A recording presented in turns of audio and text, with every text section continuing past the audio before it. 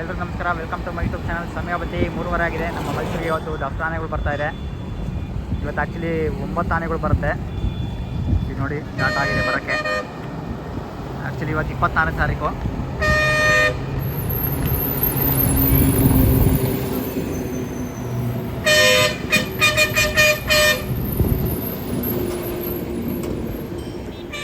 Actually ಇವತ್ತು ಅರಣ್ಯ ಇಲಾಖೆಗೆ ಹೋಗುತ್ತೆ. 2 ದಿವಸ ಅರಣ್ಯ ಇಲಾಖೆಯಲ್ಲಿ ಇಷ್ಟೇ.